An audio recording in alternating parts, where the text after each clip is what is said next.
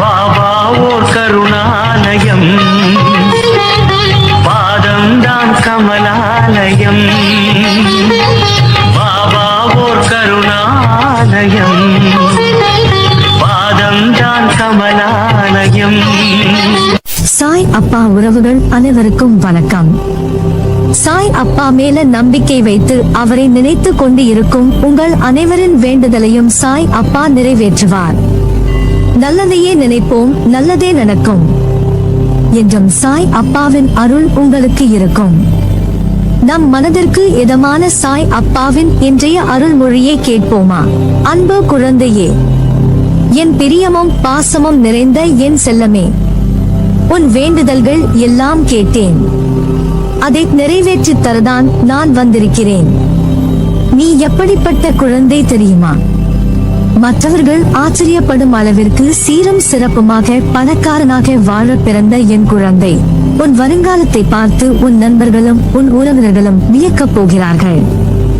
நம் கூடத்தானே இவன் இருந்தான், திடீரென எப்படி இவன் இவ்வளவு பெரிய ஆளாக மாறிவிட்டான் என்று புரியாமல் அவர்கள் திகைக்க போகிறார்கள். எப்படியாவது உன்னை வீழ்த்தி பார்க்க வேண்டும் என்று அவர்களும் எவ்வளவோ முயற்சி செய்தார்கள். ஆனால் நீ அதையெல்லாம் என் அருளால் தாண்டி விட்டாய். இனி நீ தொட்டதெல்லாம் ஜெயமாகும். உன் முயற்சிகளில் வெற்றி பெற வேண்டும் என்று நீ நினைக்கிறாய்.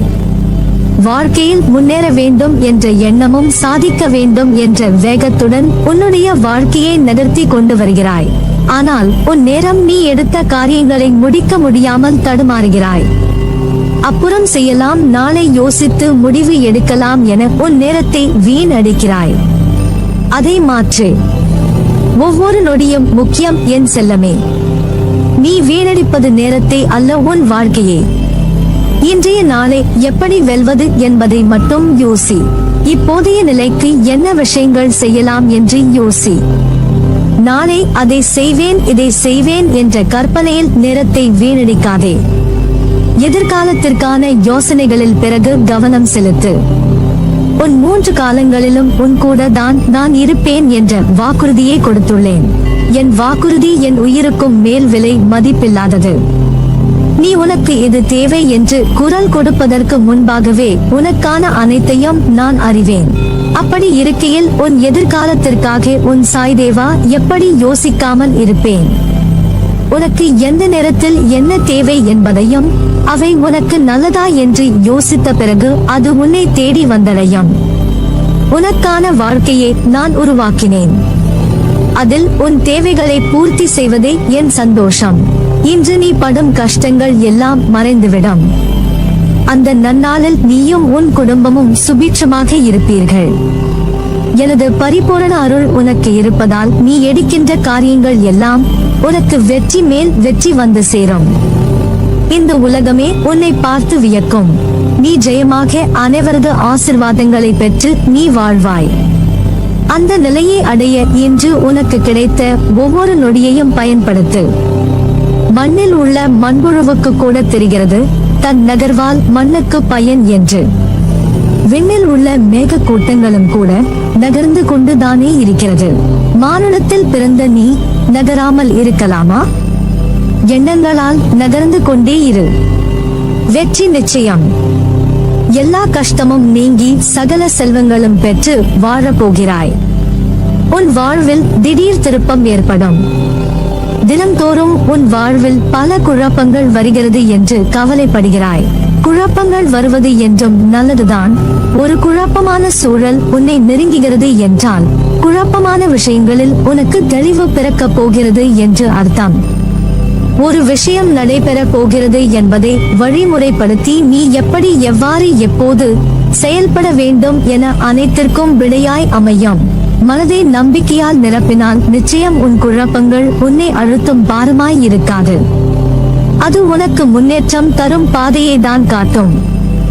உன் வாழ்வில் நீ எதிர்பார்க்கும் நடைபெறும். பயப்படாதே. நடப்பவை எல்லாம் நன்மைக்கு என்ற பொறுமையுடன் நம்பிக்கையாய் காத்திரு. கூடிய விரைவில் நல்ல செய்தி உன்னை வந்து சேரும். இது இந்த சத்திய தேவனின் சத்திய வாக்கு. நான் எப்போது என் கரம் கொண்டு உன்னை இழுத்து வந்தேனோ மறுகணமே உனக்கு பிடித்த விஷயங்கள் நீ விரும்பிய வாழ்க்கையை நீ விரும்பினாலும் விரும்பாவிட்டாலும் உனக்கு வழங்குவேன். அது எனது கடமை. இவைகளை பெறுவதற்கு காலதாமதம் ஆகலாம், ஆனால் அதற்காக நீ காத்திருக்க வேண்டும். பொறுமையாக இருக்க வேண்டும், அவசரப்படக்கூடாது. நீ என்னை காண்பது எளிதல்ல. பலர் எனது வாயிலில் தவம் இருக்கிறார்கள். அப்படிப்பட்ட சூழ்நிலையில் நீ எதற்காக அவசரப்படுகிறாய்? ஏன் இந்த பதட்டம்? பாதுகாப்பு வளையமாக உன்னையே சுற்றி வருகிறேன். உன்னை இதுவரை என் பொக்கிஷமாக வைத்திருக்கிறேன். நீ விரும்பியபடி வாழ்க்கையை உனக்கு கொடுக்க போகிறேன். அதை நீ உதிர்ந்து விடாமல் பக்குவமாக வைத்துக் கொள்ள வேண்டாமா? புரிந்து கொண்டு வாழ கற்றுக்கொள். நீ எப்போது என்னை முழுவதுமாக புரிந்து கொள்கிறாயோ அப்போதே எனது தரிசனமும் பரிபூரண ஆசிர்வாதமும் உனக்கு கிடைக்கும். உன்னை பற்றி யார் எப்படி வேண்டுமானாலும் பேசட்டும், எதை வேண்டுமானாலும் செய்ய முற்படட்டும், எதை பற்றியும் கவலைப்படாதே.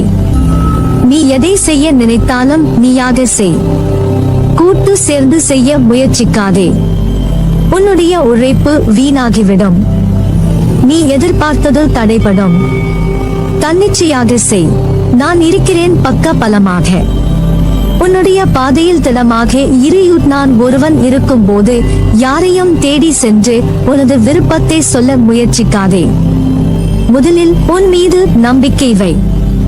உன் மீது வைக்கிற நம்பிக்கையே என் மீது நீ வைக்கிற நம்பிக்கையாகும். இனி வரும் தருணத்தில் ஜெயிக்க போவது நீயாக இருப்பாய்.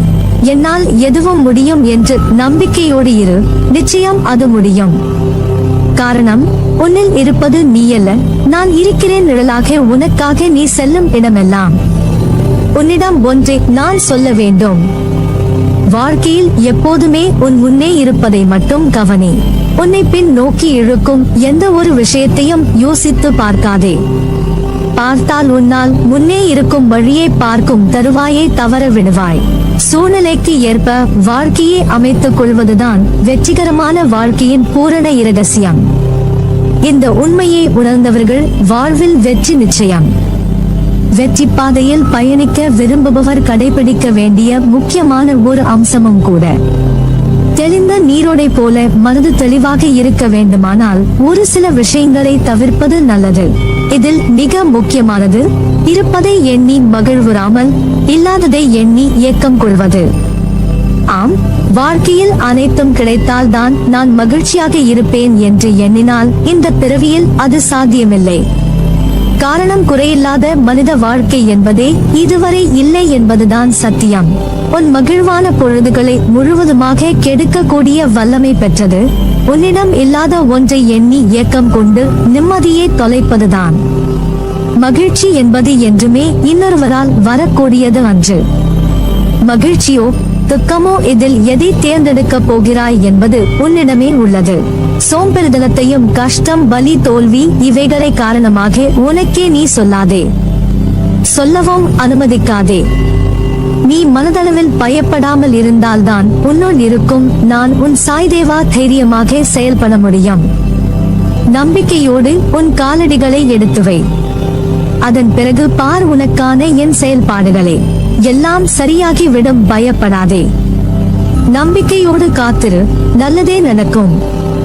நீ என் பரிபூரண அருளும் ஆசிர்வாதமும் அன்பும் பெற்ற என் பிள்ளை.